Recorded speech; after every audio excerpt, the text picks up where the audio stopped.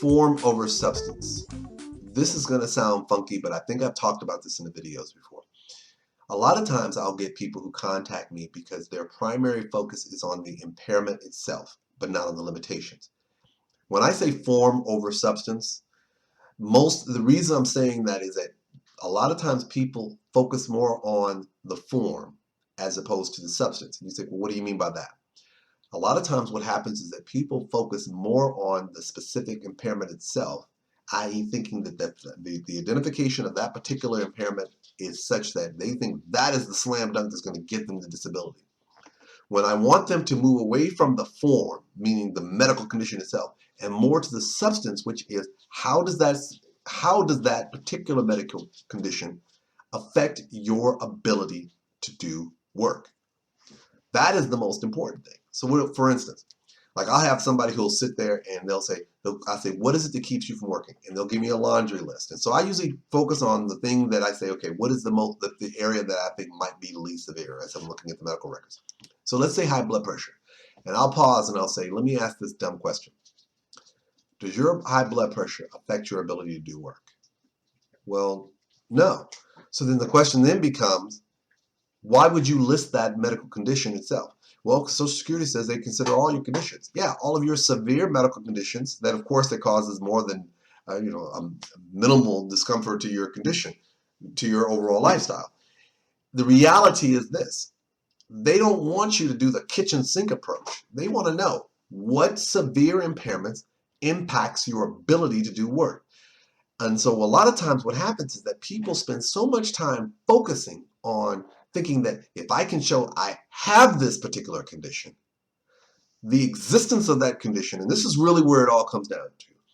A lot of times people focus more on the existence of having a particular condition as opposed to doing what they need to do to demonstrate how that condition keeps them from being able to do work.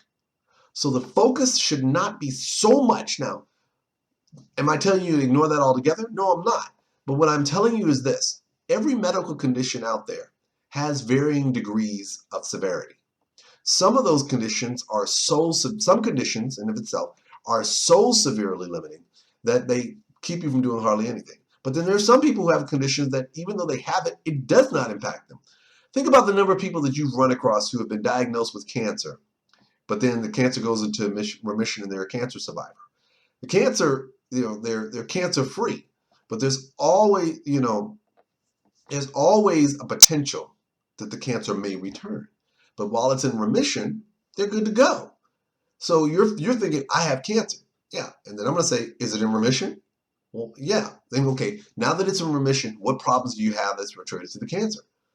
Well, I don't have anything. Okay, strike. There you go. So here's the thing that I need you to understand.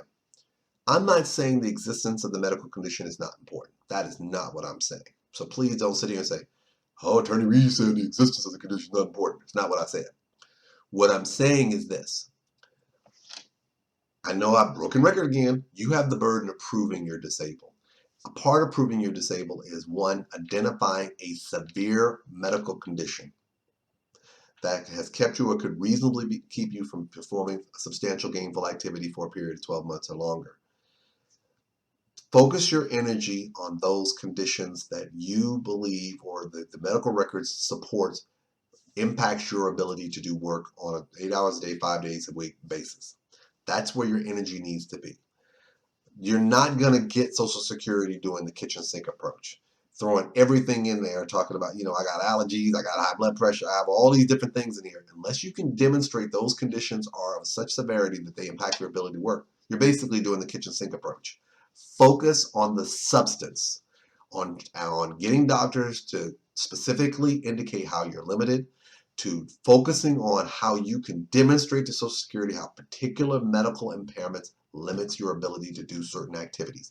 Focus on the substance of the condition, not just the name.